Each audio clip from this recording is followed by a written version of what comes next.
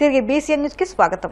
ఉపరాష్ట్రపతి ఎన్నికల్లో తెలుగు వారిని గెలిపించుకుందామని చంద్రబాబు, పవన్ కళ్యాణ్, కేసీఆర్, జగన్లకు తెలంగాణ ముఖ్యమంత్రి రేవంత్ రెడ్డి విజ్ఞప్తి చేశారు.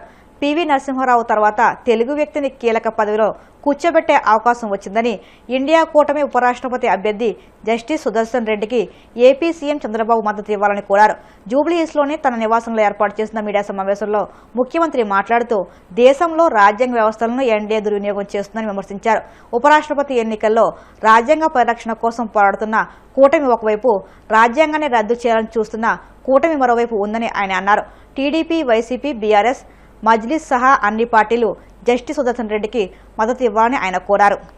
ఈ పత్రికా సమావేశంలో ఇండియా కూటమి ఉపరాష్ట్రపతి అభ్యర్థిగా జస్టిస్ సుదర్శన్ రెడ్డిని ప్రకటించడము తెలుగు ప్రజలకు, ముఖ్యంగా తెలంగాణ ప్రజల యొక్క గౌరవ ప్రతిష్టలను పెంచింది.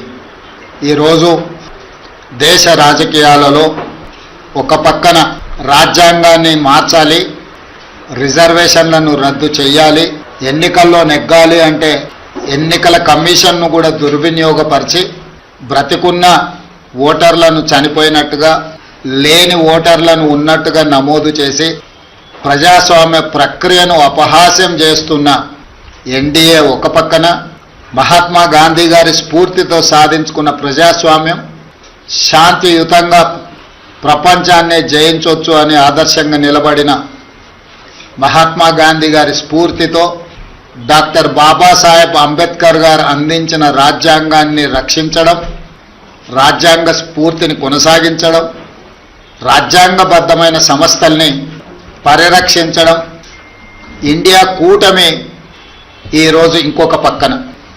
అందుకే రాజ్యాంగ వ్యతిరేకులైన, రాజ్యాంగాన్ని రద్దు చేయాలని కుట్రలు చేస్తున్న వాళ్లను ఈ ఉపరాష్ట్రపతి ఎన్నికల్లో ఓడించడానికి ఇండియా కూటమి రాజకీయ పార్టీలకు అతీతంగా, రాజకీయాలతో సంబంధం లేని ఒక వ్యవసాయ రైతు కుటుంబంలో జన్మించిన తెలంగాణ బిడ్డ, ఉస్మానియా యూనివర్సిటీ పట్టభద్రుడు, తెలంగాణ హైకోర్టు జడ్జిగా, ఇతర రాష్ట్రాలలో చీఫ్ జస్టిస్గా, సుప్రీంకోర్టు జస్టిస్గా సుదీర్ఘకాలం సేవలను అందించి రాజ్యాంగాన్ని పరిరక్షించడమే కాదు, రాజ్యాంగ నిపుణుడిగా పేరుగాంచిన జస్టిస్ సుదర్శన్ రెడ్డిని ఈరోజు అభ్యర్థిగా ప్రకటించడం మనందరికీ గర్వకారణము.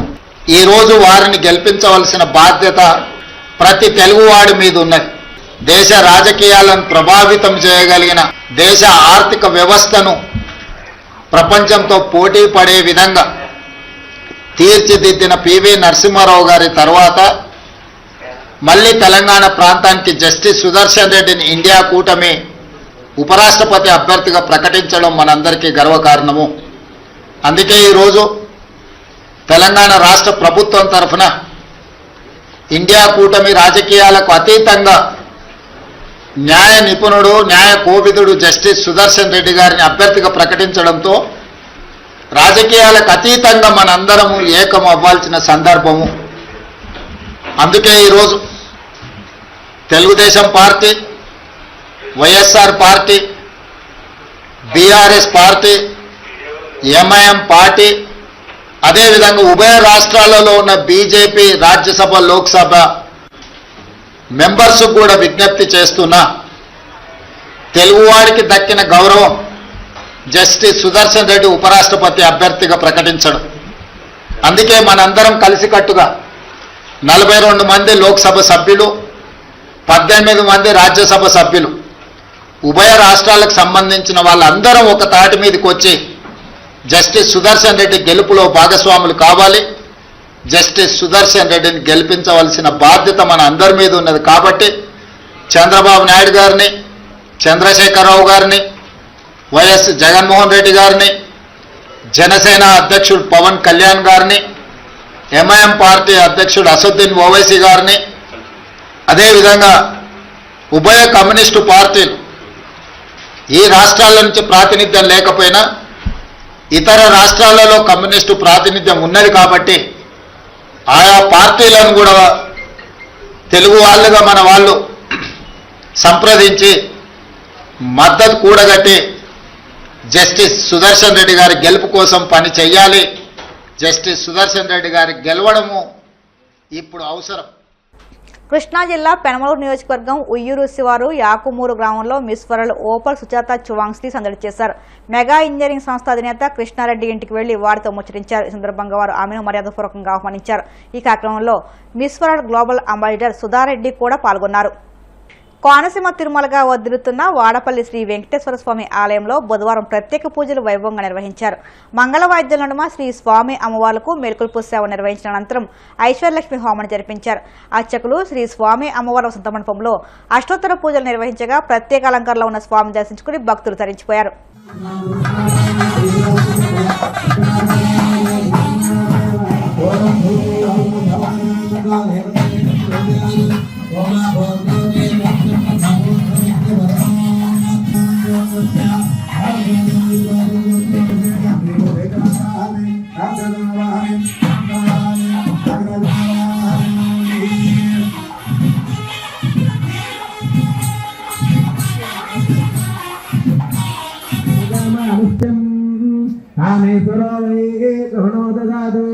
वीराय वै ध्रुवनाय महाराजाय नमः। ओम तत्ब्रह्म ओम तद्वायुः ओम तदात्मा ओम तत्सत्यम् ओम यद्ब्रह्मणकारकमन्द्रस्तकं रुद्रस्तं विष्णुत्वं ब्रह्मत्वं बुधापतिः ओम ददाभाभोज्यो दीर्घोक्तं ब्रह्मभूत्वस्तु पुरोम् श्रीवादप्रचोदयात् नारायणाय विद्महे वासुदेवाय धीमहि तन्नो प्रचोदयात्। वासाय मंगलम मंगलासादं प्रेमदाता वेंकटमा गोविंदा आमदमक्कवाड़ा अनादरक्षगा गोविंदा पार्वल्ली वासा अद्रेन्द्रेन्द्र वासा गोविंदा गोविंदा गोविंदा।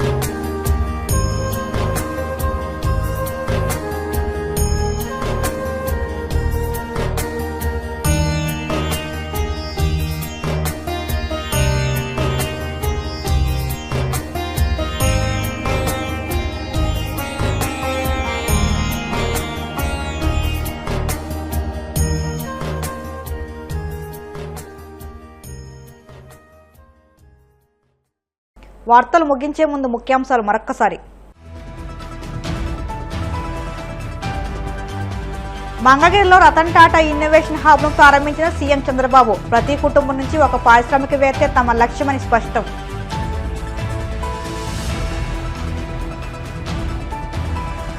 ఏపీని ఇన్నోవేషన్ వ్యాలీ ఆఫ్ ఇండియాగా తీర్చిదిద్దామన్న మంత్రి నారా లోకేష్. ఆవిష్కరణలకు వనరులు అడ్డంకి కాదు, వినూత్నమైన ఆలోచనలే ముఖ్యమని వెల్లడి.